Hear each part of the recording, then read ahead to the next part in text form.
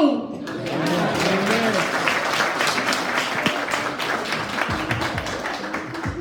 All right, and last we have Miss Janai Lawson.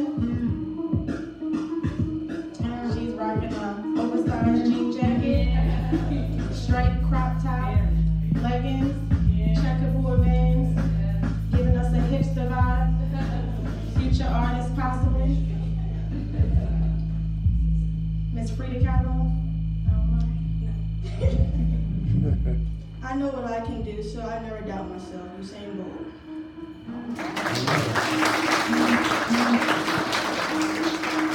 Can my models come back out to the stage?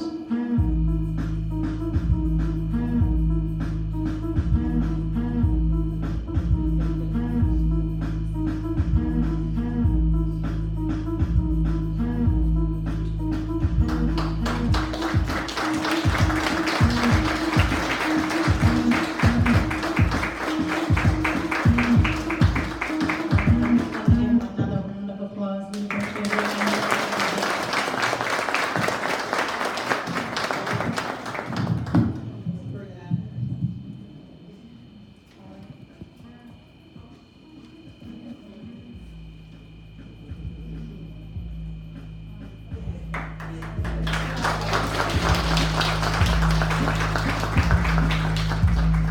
Well, next year I hope we have 10 models, and I hope we have some more young performers, because they are our future.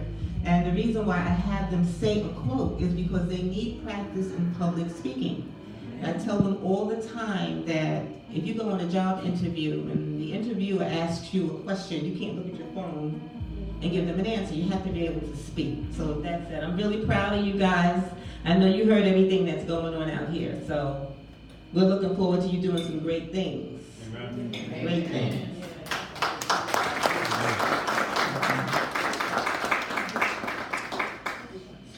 Well, at this time, I believe we're ready for the scholarship award.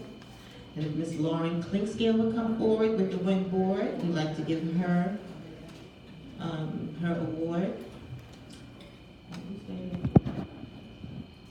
And you're not staying. Okay, I want to thank my husband because he is the one that holds it together when it comes to all the financial stuff. He holds it down.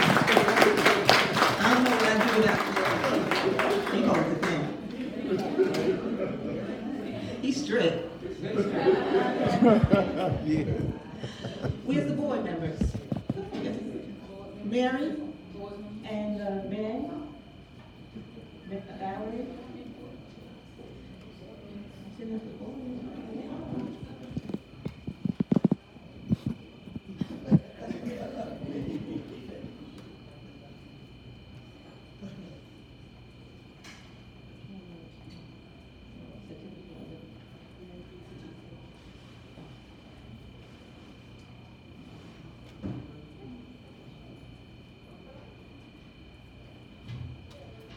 We're so happy today, Lauren, to award you again the Jevon Ryan's White Scholarship Award from the Women's Information Network. This award is being provided in recognition of your scholastic achievement and to encourage the continuation of your educational endeavors. This award also serves as a vehicle to empower you to become and remain a positive and motivating contributor to your community. With that said, we have a check for you for $400, a money order.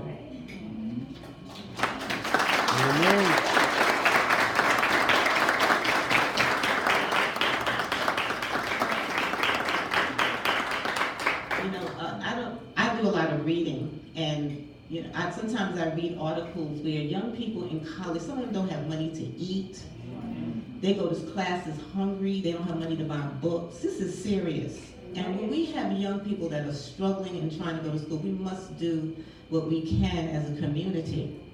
And one thing I'm just gonna say, and I'm not gonna talk too long, but my son used to always say that the young people now that are committing these crimes, they didn't just start them. This started when they were 8 and 9 years old and nobody was watching. Yep. So we must lower the age level. I'm saying second graders, 7 and 8 year olds. This is who we need to have in the room. This is who we need to pass the torch to. So I'm gonna have Lauren say a few words. Good afternoon. My name is Lauren. I'm now a senior at UNCG, and I'm majoring in photography, and I'm minoring in media studies. And so this is my last year. I'm wrapping things up, hopefully. So I just want to thank Diane and everyone for giving me this award. They've helped me and my sister whenever she graduated. And like she said, there's a lot of my friends who don't have money to eat every day. It's really hard. So for me to receive this, it means a lot to me. So thank you.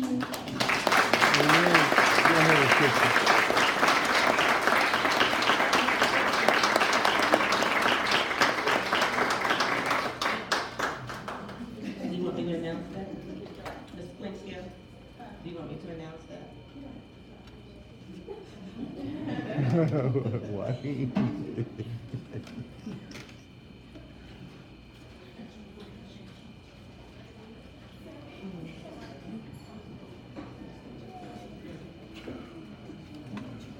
so I think we're almost finished. We can make a few announcements, and I just want, Ms. Bigelow, could you just please stand up? Someone was complimenting me about the room. She's she's one that works in the background. You have to give this lady a hand. To thank her church for being so supportive. Every Black History Month, we do a program with the young people at her church, and she's responsible for us being able to have the scholarship in this room. She, made me aware of it, and I'm very thankful to her for being so supportive in everything that we do. Thank you, Ms. Bigelow.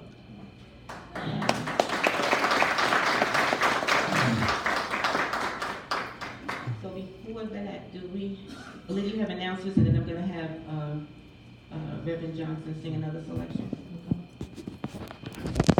One of the things we forgot to do is talk about some of the things that are still taking place in the community for our young people. Thank you. Sometimes I don't mention some of the things that we do in the community. There's a lot of things going on that most of you don't even know about. There's a lot of different organizations in Alamance County that we don't know about, but they have a meeting here called the United Way Community Council meeting once a month. And different organizations from all over come here for a lunch to inform the community of what they have to offer the community. And it's a lot. It's a lot. I've been coming, started this year coming. It's been a treat. Just meeting all the different people that's saying that we can help. There's a lot of help out there for the community. The thing is getting the word out where they can go to get the help from. And this lady right here, she was mentioning that somebody need to do something. The somebody is all of us. We all need to do something in the community. Everybody stay in the community. And they're gonna have this month the National Night Out. That's a good time to go out and find out who some of the leaders that's in your community. Because there's a lot of work out there. Since I lost my son, I've been doing a lot of work. I go to the police when they have department, when they have meetings, when they have violence. They ask me to come on board with this committee they call a prevention committee. And when something happens, they call us in to try to diffuse it. We get to go to the people, some of the people's houses, talk to the young people, to try to talk them down if they're trying to retaliate against whatever happened in the situation. Since then, we formed an organization called Morristown Task Force, where I live, which is over, they call Morristown. I live on Avon Avenue. And we have, we target Avon and Cameron Street. Since then, we have close to 50 members. It comes out. They all may not come at the same time, but they come to the meetings. And we have 3 from the community, which is Mr. Tony Williams and George Richmond and myself. From having the meetings, what came out of was a great organization called the Grief Recovery. Miss Diane, she joins us with the Grief Recovery. We have a meeting once a month. It has truly helped us when it comes, and Miss Renee is also a part of the Grief Recovery. Okay, and there's so many other organizations. I belong to the MLK, Martin Luther King Coalition. I belong to the Concerned Citizens, and there may be more. And the one that makes me happy is the Girls and Pearls. But there is a lot of things that's going on. And I also am a motivational speaker. I go out speaking to the young kids. I've been to the Berlin Youth Academy. Last year I spoke to about 25 kids. Everybody in the room cried because they can relate to my story. I also spoke at the Gate City Community Center. It was about 75 kids. They all gave me hugs at the end, and some cried. I also spoke at the Girls and Boys Club, about 25. They all gave me hugs. There is a lot of love out there in the community amongst these kids. When we look at them and the things we do, we judge them, but we don't know their heart. Sometimes all they need is a kind word, a smile, or a hug. But there's a lot of different organizations that truly need y'all help. If you hear something, volunteer. It don't take but a little time. You don't have to go every week or every month, but help out because somebody needs you and they need your help. Thank you.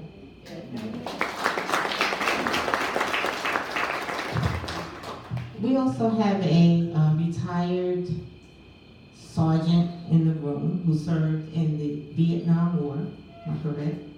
I don't have my papers in front of me, but I do remember. And he's going to come up and say a few words to you. Let's give him a hand because he did serve our country. And without further ado, Mr. Gray, Sergeant Graves, could you come up and just say a few words? Thank you.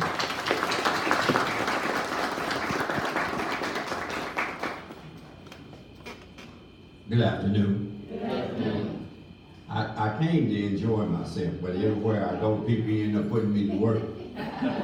Maybe I got that gullible look up there, say sucker, go to work, you know. I like to have a good time, and I like to thank some folks in the room that I've been knowing, not long, I work with to help. We do things to help politically, and my primary mission in life to work with kids.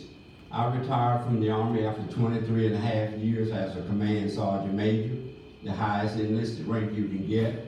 I used to think I was a big dog until I got in civilian life, you know. And I found in civilian life, it's just chaotic, you know. And I will say this for us as people of color,